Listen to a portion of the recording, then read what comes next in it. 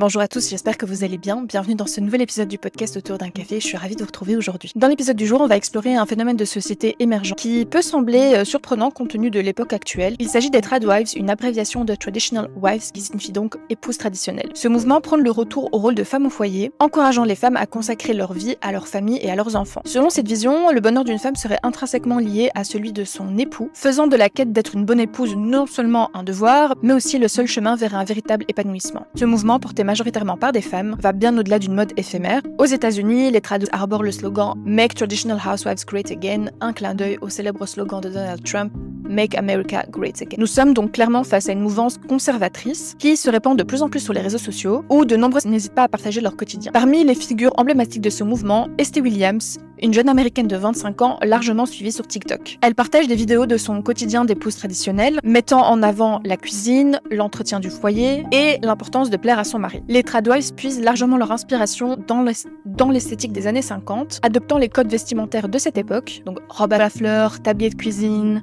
coiffure volumineuse et maquillage sophistiqué. Donc elle glamourise cette période en idéalisant le rôle de la femme au foyer. Certaines tradwives comme Alena Kate Petit, qui a fondé la Darling Academy, revendiquant justement un mode de vie inspiré des années 50. Elle prône la soumission à son mari et à la foi chrétienne comme chemin vers une vie heureuse. Tu l'auras compris, cette tendance s'oppose radicalement au féminisme actuel qui milite pour l'indépendance et la libération de la femme. D'ailleurs, petite side note, mais il y a une autre tradwife assez connue, elle se revendique pas vraiment comme tradwife, en tout cas je l'ai pas entendu ouvertement se revendiquer comme telle, mais je sais pas si vous connaissez Nara Aziza Smith, qui elle du coup fout énormément de complexes dans ses vidéos parce qu'en gros tu la vois faire des recettes de cuisine en partant de zéro. Genre elle fait son propre fromage. Elle a déjà fait une vidéo sur comment faire ses propres chewing-gums. Non mais vous vous rendez compte de la dinguerie? In town to visit and she was craving gum so bad but she ran out so I just decided to make her some myself. Elle est aussi énormément inspirée de cette mode des années 50. Tu la vois toujours très apprêtée derrière sa cuisine. Pareil dans un autre registre quand même et dans un registre un peu plus gênant et vraiment je cringe quand je tombe sur ces vidéos. C'est une ancienne candidate de télé-réalité, Aneya. Les tendres saveurs de l'Europe me manquent tant, alors je décide de préparer une lasagne maison avec des pâtes fraîches faites à la main. J'ai commencé la... Chez moi, je mange toujours bio. Je vais aller récolter mes fruits dans la nature. La la la. Je suis pas une Michelin machine, mais je suis une tradwife machine, DJ. Il est entré dans cette communauté mormone qui justement met en avant ses valeurs conservatrices et qui justement a un peu un retour en arrière et qui met en avant la famille traditionnelle comme étant le type de famille idéal. Ce phénomène a pris une telle ampleur que des formations sont désormais proposées à travers le monde, souvent à des prix exorbitants, pour apprendre aux femmes à devenir des épouses parfaites. Il faut savoir que ces cours couvrent divers aspects, de la cuisine à l'entretien de la maison, en passant par des astuces pour rendre son mari heureux. L'ouvrage de référence de ce mouvement, Fascinating Womanhood d'Ellen Andelin, publié en 1963, connaît un regain de popularité ces derniers mois. Il s'agit donc d'un mouvement traditionnel, mais qui utilise habilement les outils marketing de la modernité. Mais alors, qui sont ces femmes? Eh bien, très souvent, il s'agit de femmes qui ont été déçues par leurs expériences professionnelles et qui estiment ne pas trouver leur place dans la société égalitaire qu'on leur propose. Elles ressentent une grande désillusion et un vide de sens dans leur vie. Elles nourrissent en réalité la croyance qu'en se consacrant à leur foyer, à leur mari et à leurs enfants, elles retrouvent le sens et l'épanouissement qui leur manquaient auparavant. Il existe beaucoup dans la mémoire collective cette idée de « c'était mieux avant », une nostalgie du bon vieux temps. Et il faut savoir qu'en réalité, cette nostalgie peut venir altérer nos souvenirs, nous faisant croire que tout était idyllique avant, et c'est un phénomène connu sous le nom de biais de négativité. Dans nos souvenirs, le positif a tendance à prendre le dessus, tandis que le négatif, il est très souvent oublié, parce que c'est plus rassurant de se concentrer en réalité sur le positif. En revanche, notre perception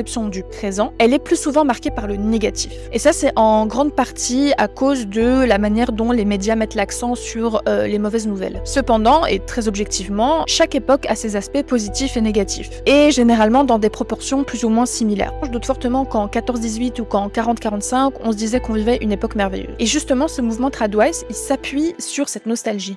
Il idéalise l'époque où les femmes restaient à la maison, supposant que cette période était bien meilleure, avec moins de divorces et des familles plus heureuses. Cette vision, que l'on appelle le passéisme, existe depuis toujours et nourrit les politiques conservatrices qui cherchent à maintenir les privilèges existants. C'est en quelque sorte le mythe du paradis perdu, et pourtant cette croyance elle est infondée, car à cette époque, les femmes n'avaient pas accès à l'indépendance, ne travaillaient pas et ne pouvaient donc pas prendre un nouveau départ. Et c'est marrant parce que quand j'ai appris le concept de tradwives, peu de temps après que j'ai débuté une série que je vous recommande qui est vraiment pas mal, c'est The Handmaid's Tale, La Servante écarlate.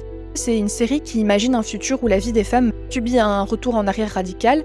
Elles n'ont plus le droit de travailler, elles sont réduites à porter des enfants et à servir leur mari, perdant ainsi tous les droits dans la société. Et justement, dans cette série, la religion catholique y occupe une place centrale, tout comme dans les mouvements de tradwives actuels. Être une tradwife implique souvent d'être une chrétienne fondamentaliste qui accepte non seulement de ne pas travailler et de se soumettre à son mari, mais aussi de placer sa foi au centre de sa vie comme condition d'un bonheur véritable. Comme tu l'as compris, cette tendance elle est à l'extrême opposé du féminisme actuel, qui est marqué par des mouvements comme MeToo, mettant en avant la libération de la parole des femmes et de leur indépendance. Le féminisme prône aujourd'hui la progression des droits des femmes, exigeant qu'elles soient davantage écoutées et considérées, et qu'elles ne soient plus justement cantonnées à ce rôle d'épouse, en quête de validation masculine, comme si leur valeur dépendait uniquement de l'approbation masculine. En somme, ces 50 dernières années ont encouragé les femmes à ne plus dépendre financièrement d'un homme, à être autonomes et à devenir de véritables girl boss. Et c'est précisément pour cette raison que le mouvement Tradwives a suscité de vives critiques de la part des mouvements féministes. L'argument avancé par les féministes, que je partage également,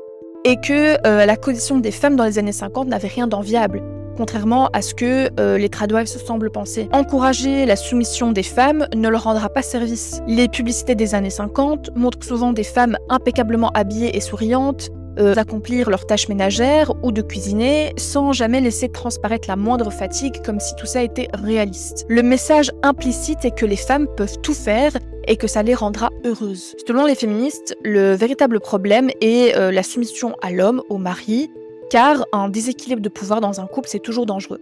Lorsqu'une personne détient un contrôle excessif sur l'autre, il y a toujours le risque d'un abus de pouvoir. Une femme financièrement dépendante de son mari peut facilement être victime de chantage, du type « si tu ne m'obéis pas, je ne subviendrai plus à tes besoins ». Et c'est précisément là que réside en réalité le danger. Le féminisme a quand même permis de réaliser pas mal de progrès. Il n'y a pas si longtemps, un homme pouvait être excusé pour avoir tué sa femme si elle avait commis un adultère, et le viol conjugal n'était pas reconnu juridiquement. J'ai moi-même souvent entendu l'argument selon lequel le féminisme n'aurait pas vraiment aidé les femmes, car aujourd'hui, elles doivent gérer à la fois le travail à l'extérieur et les tâches domestiques. Beaucoup d'hommes ne font toujours pas l'effort de partager équitablement les responsabilités ménagères, ce qui ajoute une charge supplémentaire aux femmes. Et je partage complètement cette opinion. C'est vrai qu'on constate que la société elle a pas mal évolué là-dessus, vu que les femmes ont aujourd'hui accès au marché du travail et qu'elles peuvent prétendre à des carrières.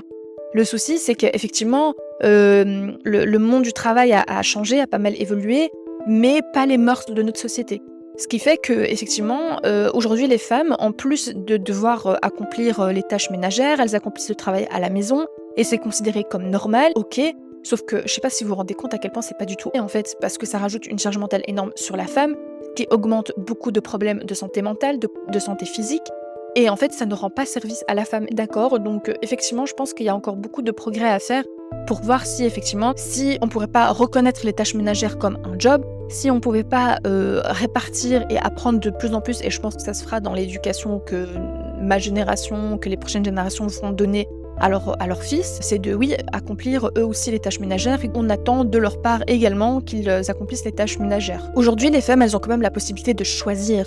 Par exemple, si elles ne sont plus heureuses dans leur couple, elles peuvent partir sans que cela n'ait de conséquences financières. Autrefois, elles restaient dans des mariages malheureux, malgré les violences conjugales, les viols conjugaux, parce qu'elles n'avaient pas d'autre option en fait. Beaucoup de femmes mariées à l'époque, elles ne rêvaient que d'une seule chose, c'était la mort de leur mari pour enfin être libres. Le mouvement Tradwives, il trouve ses racines dans une nostalgie d'un passé idéalisé, où les femmes étaient perçues comme plus heureuses à la maison, malgré les réalités de l'époque qui étaient loin d'être idylliques, et les féministes critiquent ce mouvement, arguant que la place de la femme dans les années 50 n'était pas enviable. Elles rappellent que l'indépendance financière et les droits acquis grâce au féminisme ont offert aux femmes des opportunités que les modèles de Tradwives tendent à effacer. En résumé, le mouvement Tradwives s'appuie sur une vision romantisée du passé, alimentée par un certain passéisme et une volonté de revenir à un mode de vie traditionnel. Cependant, il soulève des questions importantes sur l'autonomie des femmes et les risques potentiels de la soumission à l'homme. Et bien qu'il se présente comme un choix personnel,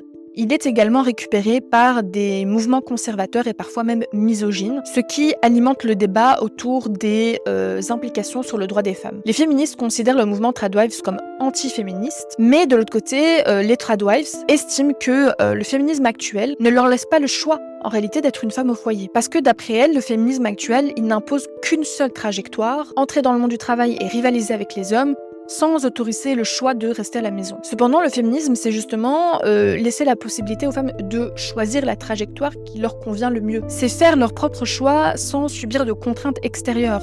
Et c'est vrai que je partage également cette opinion parce que je trouve que le féminisme, justement, doit autoriser les femmes à faire le choix qui leur correspond le mieux, sans justement prendre en compte l'opinion d'une tierce personne. Et ce, peu importe le choix. Il y a beaucoup de femmes pour lesquelles c'est un choix d'être une femme au foyer. Et il y a beaucoup de femmes pour lesquelles leur seul et unique choix, c'est justement de travailler d'arrache-pied et d'être une carriériste. Et dans les deux cas, c'est complètement ok parce que la femme a juste fait le choix qui lui correspondait le plus. En fait, moi, ce que je répète souvent, c'est qu'il faut juste faire le choix de la sérénité.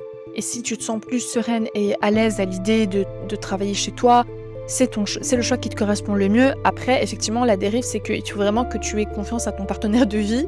Vraiment une très très très grande confiance. Personnellement, je n'aurais pas autant confiance parce que on peut s'arrêter là. Donc, ayez quand même un petit peu votre indépendance financière, les filles. Faites attention à vous. Et le souci aussi, c'est qu'il y a énormément de récupération de ce mouvement Tradwives par des mouvements masculinistes et bien souvent misogynes. Parce qu'en fait, ils vont utiliser ces mouvements-là pour justifier et banaliser les viols conjugaux, les violences faites aux femmes et la soumission féminine. Et ça, c'est un réel danger parce que ça va venir renforcer les opinions misogynes. C'est là que réside en réalité le danger avec ce mouvement. Aucun mouvement n'est parfait, ça c'est certain, mais il semble quand même que ce courant ne rende pas réellement service aux femmes et ça va venir alimenter malheureusement ce genre de discours extrêmement misogyne. Merci beaucoup d'avoir écouté ce nouvel épisode de Tour d'un café, j'espère que tu l'as apprécié. N'hésite pas à me dire ce que tu en as pensé en barre de commentaires et moi je te donne rendez-vous mercredi prochain pour un nouvel épisode. Prends soin de toi, ciao ciao.